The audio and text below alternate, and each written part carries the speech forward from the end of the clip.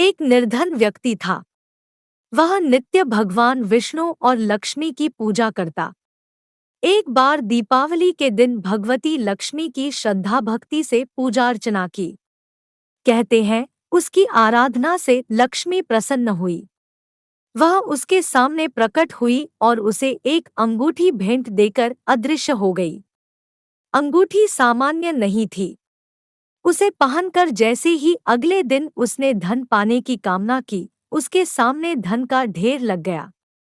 वह खुशी के मारे झूम उठा। इसी बीच उसे भूख लगी तो मन में अच्छे पकवान खाने की इच्छा हुई। कुछ ही पल में उसके सामने पकवान आ गए।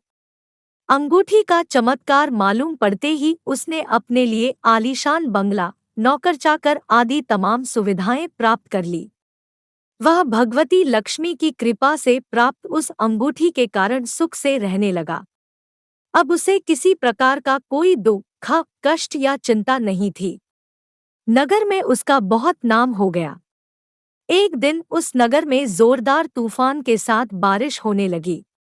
कई निर्धन लोगों के मकानों के छप्पर उड़ गए। लोग इधर-उधर भागने लगे। एक बुढ़िया उसके बंगले में आ गई। उसे देख वह व्यक्ति गरज कर बोला, ए बुढ़िया, कहाँ चली आ रही है? बिना पूछे बुढ़िया ने कहा, कुछ देर के लिए तुम्हारे यहाँ रहना चाहती हूँ। लेकिन उसने उसे बुरी तरह डांट पट दिया। उस बुढ़िया ने कहा, मेरा कोई आसरा नहीं है। इतनी तेज बारिश में कहाँ जाऊंगी? थोड़ी देर की ही तो बात है। लेकिन उसकी किसी भी बात का असर उस व्यक्ति पर नहीं पड़ा। जैसे ही सेवकों ने उसे द्वार से बाहर किया, वैसे ही जोरदार बिजली कौंधी। देखते ही देखते उस व्यक्ति का मकान जलकर खाक हो गया।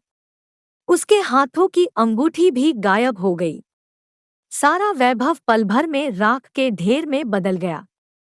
उसने आंख खोलकर जब देखा तो सामने लक्ष्मी जी थी, जो बुढ़िया कुछ देर पहले उसके सामने दीनहीन होकर गिड़गिड़ा रही थी, वहीं अब लक्ष्मी जी के रूप में उसके सामने मंद-मंद मुस्कुरा रही थी। वह समझ गया उसने बुढ़िया को नहीं, साक्षात लक्ष्मी जी को घर से निकाल दिया था। वह भगवती के चरणों में गिर पड़ा। देवी बोली, तुम इस योग्य नहीं हो।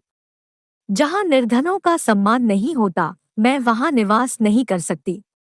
यह कहकर लक्ष्मी जी उसकी आंखों से ओझल हो गई।